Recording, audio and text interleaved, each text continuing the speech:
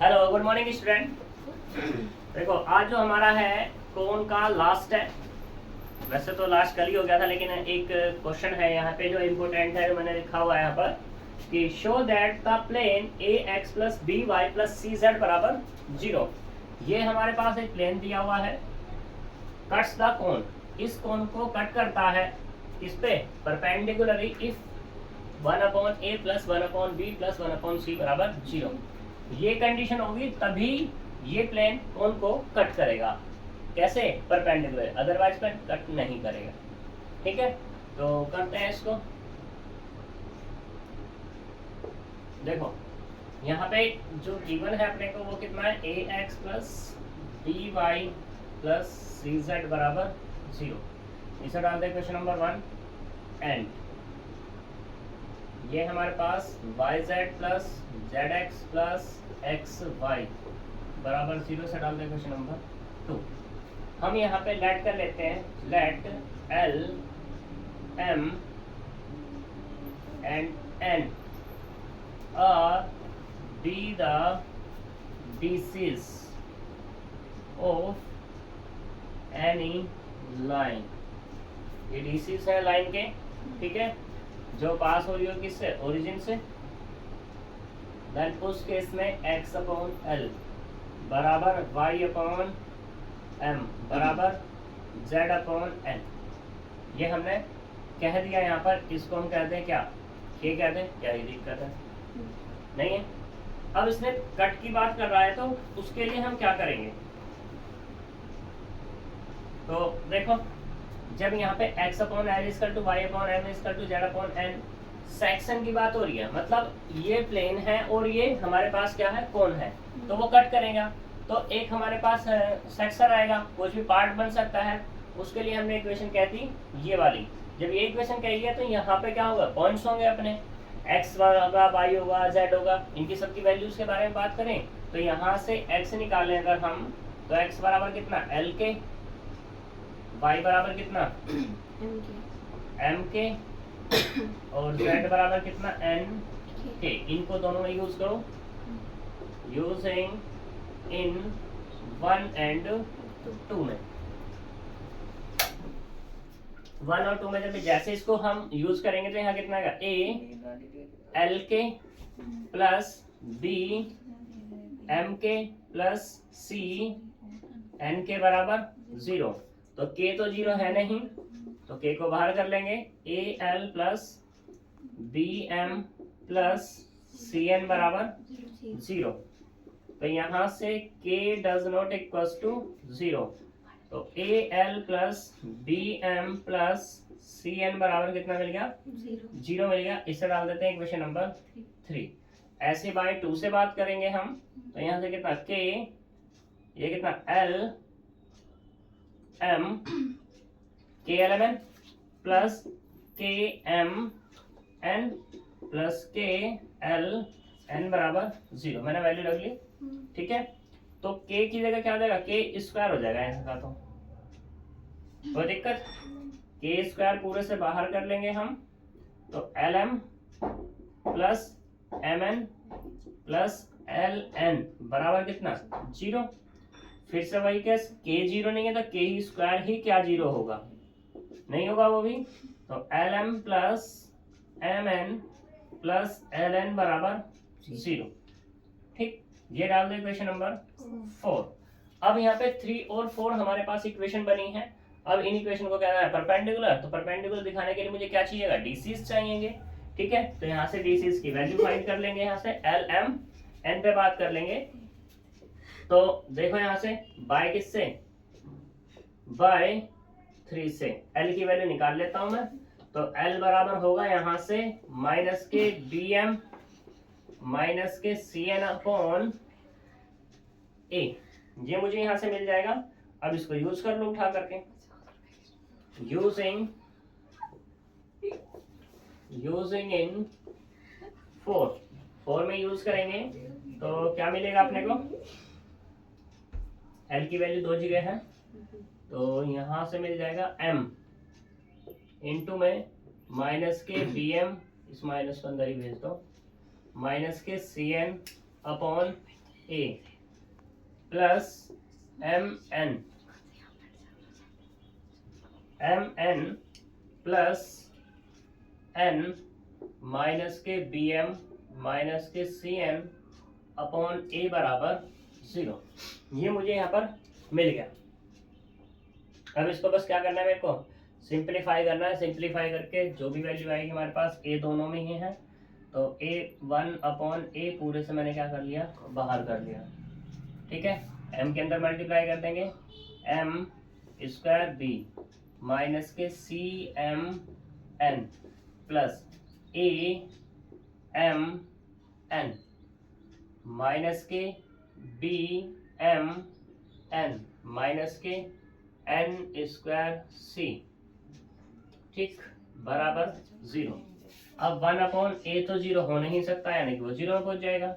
तो यहाँ से देख लो क्या बना अपने पास, यहाँ से है माइनस के M square b minus k n square सी माइनस एम एन कॉमन कर लूँ तो ए प्लस बी प्लस सी बराबर 0 मिल जाएगा।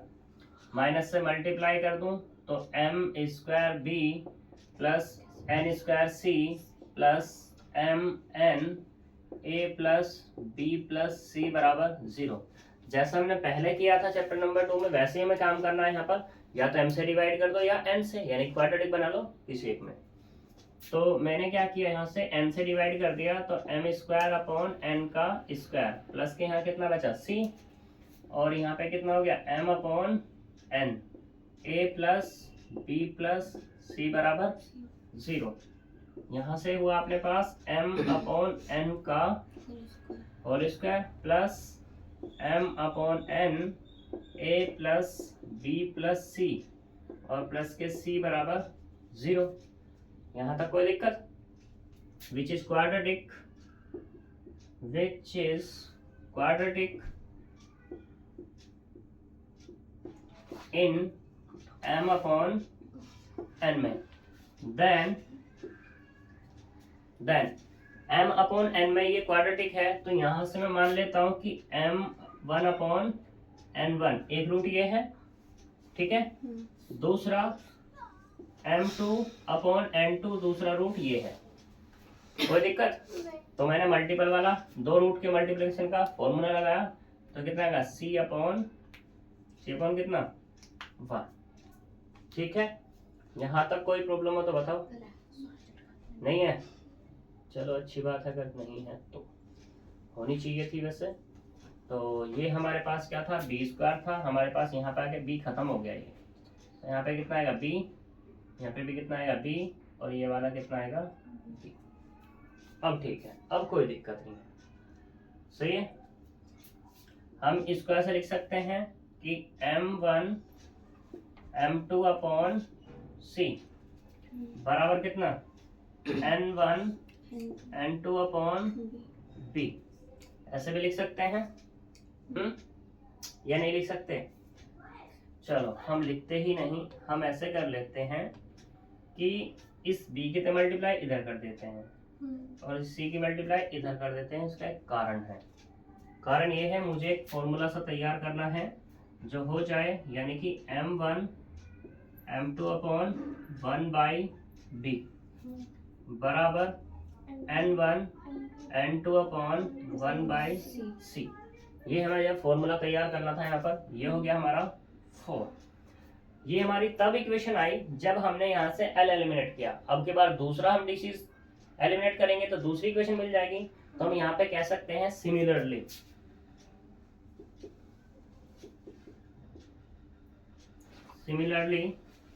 we can find other pair जब हम फाइंड कर सकते हैं तो यहाँ पे देखो m1 m2 upon 1 by B है, n1 n2 अपॉन 1 बाई सी है, तो तीसरा क्या आना चाहिए l1 l2 अपॉन 1 बाई ए, यानी कि यहाँ से आ जाएगा l1 l2 अपॉन 1 बाई ए बराबर m1 m2 upon 1 by B n1 N2 upon 1 by C. ये हमारे पास बन गया। इसको किसी के बराबर हम कह सकते हैं, हमने कह दिया यहाँ पर इसको, चलो T कह देते हैं। कोई प्रॉब्लम यहाँ तक नहीं? तो यहाँ से क्या मिल जाएंगे मुझे, L1 L2 M1 M2 N1 N2 की वैल्यू फाइंड हो जाएगी। करो उसको जल्दी से, करते हैं फिर उसको भी हम।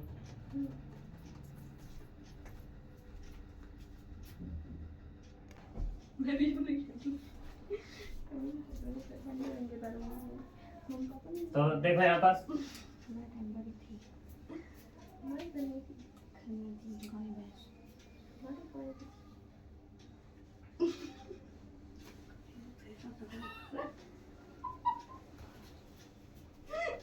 तो यहाँ से क्या मिलेगा अपने को, ये मिला L1 L2 बराबर T upon A, M1 M2 बराबर T upon B, N1 N2 बराबर T अपॉन C। ठीक है, since equation 1 and 2 are perpendicular, then उनके डिसिस की बात होगी L1 L2 plus M1 M2 plus N1 N2 बराबर कितना होना चाहिए, 0 के। वहाँ वैल्यू मुझे दी गई है कितनी, T upon A plus T upon B plus T upon C बराबर 0। T को बाहर करेंगे तो क्या मिला, 1 upon A plus 1 upon B plus 1 upon C बराबर 0।